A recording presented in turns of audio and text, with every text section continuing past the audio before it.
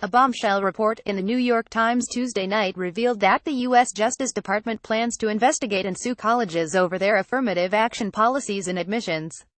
The Times cited an internal announcement to the Justice Department's Civil Rights Division that seeks lawyers for a project on investigations and possible litigation related to intentional race-based discrimination in college and university admissions. For supporters of affirmative action in college admissions, the news was a shock. Just over a year ago, the U.S. Supreme Court upheld the admissions policies of the University of Texas at Austin, which include consideration of race and ethnicity. Many college leaders feared, prior to the decision coming down, that affirmative action was endangered. But the decision just 3 years after another Supreme Court decision upholding affirmative action assured many that colleges could continue to consider race in admissions. Critics of affirmative action have never abandoned their hope that the Supreme Court might someday revisit the issue, and a new lawsuit was filed against it just weeks ago. But the backing of the U.S. Justice Department could give that movement new strength. Roger Clegg, president of the Center for Equal Opportunity, which opposes affirmative action, told The Times he welcomed the new campaign by the Justice Department. The civil rights laws were deliberately written to protect everyone from discrimination, and it is frequently the case that not only are whites discriminated against now, but frequently Asian Americans are as well, he said. Advocates for diversity in higher education told Inside Higher Ed via email that they were concerned by the Justice Department's apparent new campaign. Dan Lowson, a lawyer who is director of the Center for Civil Rights Remedies at the University of California, Los Angeles, said that he found the Justice Department's action deeply distressing. This is another example of how the administration is dismantling the Department of Justice, turning core constitutional protections upside down and the concept of remedying discrimination on its head, he said.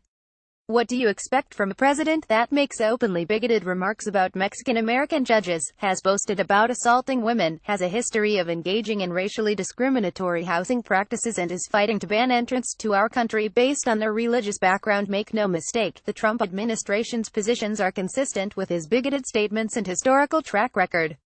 Further, he hired Jeff Sessions to run the DOJ despite Sessions' own horrible track record on civil rights, and over the objections of every known civil rights group and nearly half the Senate. Indeed, when the American Association for Access, Equity and Diversity urged the U.S. Senate to oppose the nomination of Sessions as Attorney General, it cited among other things a comment he made in 1997 about affirmative action.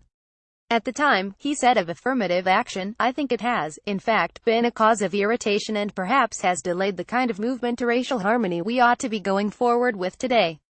I think it makes people unhappy if they lost a contract or a right to go to a school or a privilege to attend a university simply because of their race." The diversity group's letter by said Sessions view distorts affirmative action in implying that colleges are accepting or rejecting candidates based on race alone. Shirley Wilcher, executive director of the association, said that she saw Tuesday's announcement as tragic, adding that it is our hope that this turnabout will not have a chilling effect on collegiate programs that have been supported by the Supreme Court.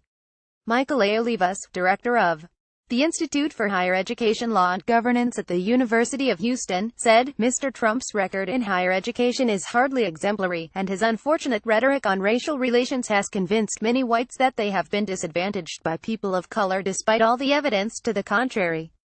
As for law, he said that the Supreme Court has ruled that modest uses of affirmative action are allowable, and that is the law of the land. Art Coleman, managing partner of Education Council and the author of numerous briefs defending affirmative action in higher education, said the Justice Department's shift has the potential to be very significant.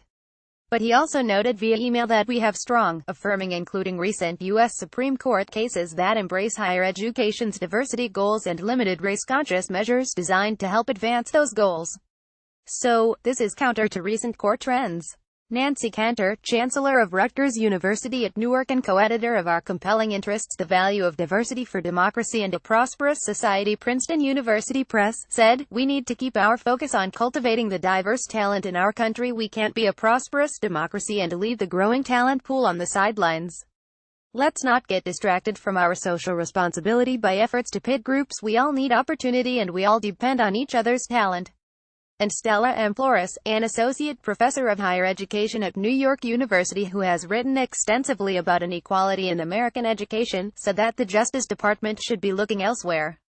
We know two key findings from educational research over the last 10 years in regard to this issue. One, an over-reliance on test scores as the key predictor of college success is a tenuous and often ineffective strategy, and two, there are positive educational benefits of diversity to all students that extend beyond the classroom, she said.